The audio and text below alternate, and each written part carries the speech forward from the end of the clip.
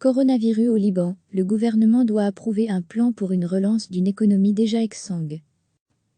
Sujet JT du 24 octobre, le gouvernement libanais est réuni jeudi pour approuver un plan visant à relancer l'économie au bord du naufrage de ce pays endetté où les manifestants sont redescendus dans la rue pour crier leur colère. Les mesures de confinement prises pour lutter contre le nouveau coronavirus ont amplifié une crise économique déjà aiguë, la pire depuis la guerre civile, 1975 à 1990. L'inflation continue d'augmenter, une pénurie de liquidités et une forte dépréciation de la monnaie par rapport au dollar, utilisé au même titre que la livre libanaise au quotidien. La réunion du cabinet a lieu au palais présidentiel de Baabda, près de Beyrouth, après 3 nuits consécutives de violence dans la ville de Tripoli, la capitale du nord du pays. Mercredi, des heurts limités ont éclaté à Tripoli entre manifestants et forces de sécurité, les premiers lançant des cocktails Molotov et des pierres et les seconds ripostant à coups de gaz lacrymogène. Au moins 23 personnes et 19 militaires ont été blessés, selon l'agence officielle ANI. Lundi et mardi, des heurts similaires ont fait un mort et 50 blessés parmi les manifestants et 40 blessés parmi les militaires selon l'armée. Des informations sur le plan de relance attendu de longue date ont fuité dans les médias locaux et font état d'un besoin de 80 milliards de dollars, environ 73 milliards d'euros, pour sortir de la crise, dont entre 10 et 15 milliards de dollars de financements extérieurs sur les 5 prochaines années. À lire aussi, tout notre dossier sur le coronavirus. Les réformes prévues, selon ces informations, comprennent des coupes dans les dépenses publiques et une restructuration de la dette de l'État, qui s'élève à environ 170% du PIB, l'un des taux les plus élevés au monde. En mars, le pays a annoncé être pour la première fois de son histoire en défaut de paiement. Ces dernières années, les crises politiques se sont succédé, plongeant le pays dans l'instabilité.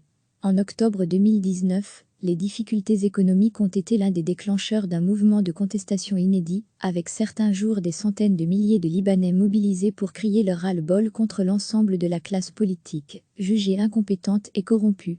Le gouvernement a démissionné sous la pression de la rue. Les manifestations avaient perdu en ampleur après la formation d'un nouveau cabinet mené par Hassan Diab, chargé début 2020 de mener à bien des réformes, dans l'espoir de débloquer des milliards d'euros d'aide internationale. Mais ces derniers jours, les rassemblements ont repris malgré les mesures de confinement contre le coronavirus. Plus de 700 cas de contamination ont été officiellement recensés, dont 24 décès. Selon des estimations officielles, 45% de la population vit désormais en dessous du seuil de pauvreté. Recevez chaque matin l'essentiel de l'actualité.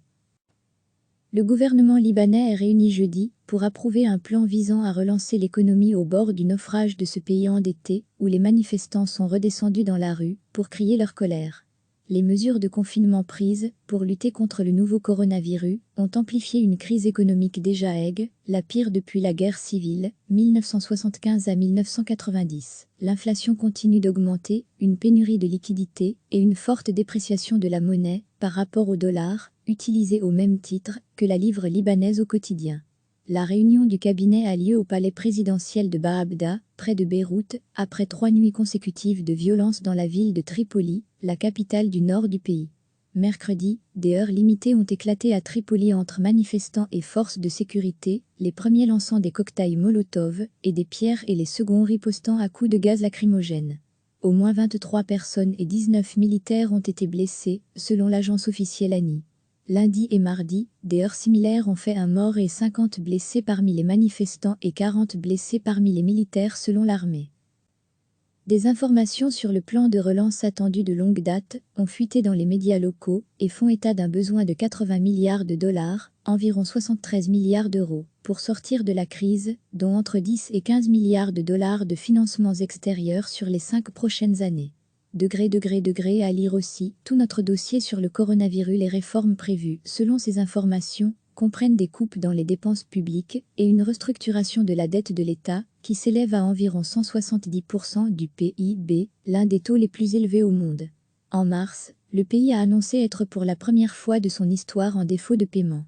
Ces dernières années, les crises politiques se sont succédé, plongeant le pays dans l'instabilité. En octobre 2019, les difficultés économiques ont été l'un des déclencheurs d'un mouvement de contestation inédit, avec certains jours des centaines de milliers de Libanais mobilisés pour crier leur ras-le-bol contre l'ensemble de la classe politique, jugée incompétente et corrompue. Le gouvernement a démissionné sous la pression de la rue. Sujet JT du 24 octobre. Les manifestations avaient perdu en ampleur après la formation d'un nouveau cabinet mené par Hassan Diab, chargé début 2020 de mener à bien des réformes, dans l'espoir de débloquer des milliards d'euros d'aide internationale. Mais ces derniers jours, les rassemblements ont repris malgré les mesures de confinement contre le coronavirus. Plus de 700 cas de contamination ont été officiellement recensés, dont 24 décès. Selon des estimations officielles, 45% de la population vit désormais en dessous du seuil de pauvreté. Cliquez sur s'abonner pour recevoir les dernières nouvelles.